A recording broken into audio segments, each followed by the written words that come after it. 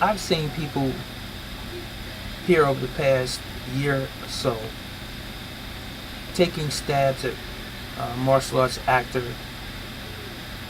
martial artist and actor, I should say, Steven Seagal. We all know him from his earlier movies, Above the Law and Out for Justice and so forth, Under Siege. But over the years, the Aikido master Steven Seagal has gained, and I don't know how to say this, an extraordinary amount of weight. I don't know why. Let me say this, as I always do. I have the utmost respect for all martial artists, practitioners, and just people in general. And Steven Seagal is no different. I have an admiration for Steven. However, I will say, I'm just using him as an example, a light example, as it were, to become morbidly obese and be a martial arts practitioner that is minimally a black belt,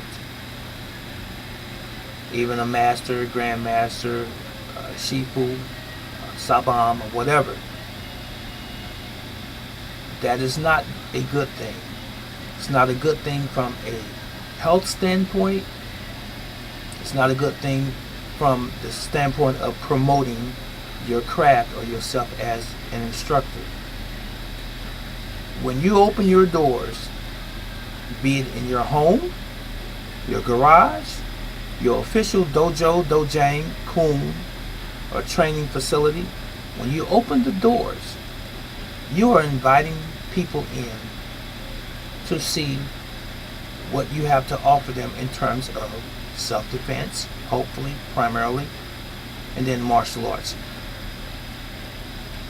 And when they see you physically, oftentimes they get a first impression. If you see an instructor that is thin to medium built and they're standing pretty erect, have good posture for the most part, notwithstanding if you have arthritis in your hip like I do now. Just wanted to throw that out. Sometimes we have issues, knee problems and so forth. But just aesthetically from the outside, when you see an instructor in contrast to that thin or medium built individual who is obese, some wheels start to turn in your head. And you begin to ponder, is this a real instructor? Why are they so heavy? Why do they labor to breathe when they just take several steps across the floor? Or when they execute a few kicks and punches, they're hyperventilating. This should never be in the martial arts. When you begin as a martial artist and you're heavy, that's one thing.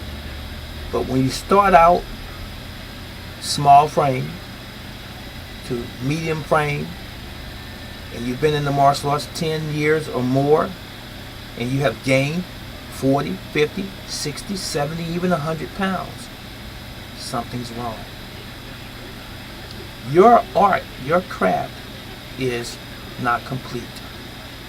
Because the discipline that you may have as it relates to learning the history of your art, your craft, as it relates to learning protocol, terminology, even in many instances, as it relates to being able to disseminate the information to your students and your underlings. It's different when someone looks at you physically and they ask you the question, why are you so heavy? Are you doing the art an injustice? I don't care what the art is. Now, sumo is the official sport of Japan. These guys intentionally eat to gain weight because that's something culturally their own tradition in Japan. But we're not talking about martial arts. Martial arts is a totally different animal. If you are an instructor and you are extremely overweight or obese, it's not a good thing. Whoever you are. I'm not beating up on you. I'm not beating up on anyone specifically. But what I'm saying, if you want to live a long and prosperous life on this planet, you need to take care of your health as it relates to your weight as a martial artist, especially one who claims to be an instructor. Now, you can still stand up in front of people and you can give seminars and you can give all kind of classes and workshops. But are you really fit? I know as you get older, once you have become a master, especially in certain arts like Aikido, and I've seen this myself personally where Aikido masters had a big gut or belly literally hanging over their belts.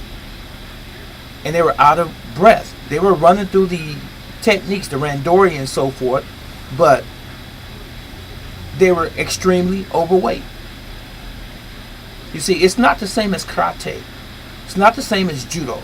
It's not the same as jiu-jitsu or kung fu because you're not as physical as those other ones that I just pointed out. I'm not saying that they're not Aikidoists that practice, intensely. I'm not saying that. But some get lazy because all they're doing is going through the routines with their ukes. You follow what I'm saying? So, not to beat a dead horse, you want to live a long life on this earth. You owe it to yourself, you owe it to your family, you owe it to your students if you have students. I know it's hard for people to push away from the table. It's hard for people to stop eating a lot of the carbs and a lot of the junk food that they've been accustomed to over the years. It's hard for people to stop eating so much food. But it's not impossible. At the end of the day, it's all about discipline. When you put up on your flyers and on your school that one of the things that you're offering is discipline, or teaching is discipline, and they look at you and say, he or she is not disciplined at all. That's not good. I speak from experience. Listen to me very carefully. I have known masters that were obese, and a few of them that I knew personally that were obese. And when I say obese, I mean obese, extremely obese. And you know what? All of the ones that I know of right now, they passed away of a massive heart attack. True. This did happen. So, if you are that instructor or even that martial arts practitioner and you haven't made it to that rank of black belt or beyond yet, think on this. Control your weight. Take care of your health. And if you are an instructor that is a grandmaster, a master, or a shifu, someone in the higher echelon of your martial arts, how should I say, a style or system, this is admonishment. This is nothing more than constructive criticism. It shouldn't be something that would make you be upset with me for telling you the truth. Because if I took my shirt off to be almost 57 years old, I look like I'm 30. I'm not overweight. I've never been in my entire career. And I've been doing martial arts since I was 10.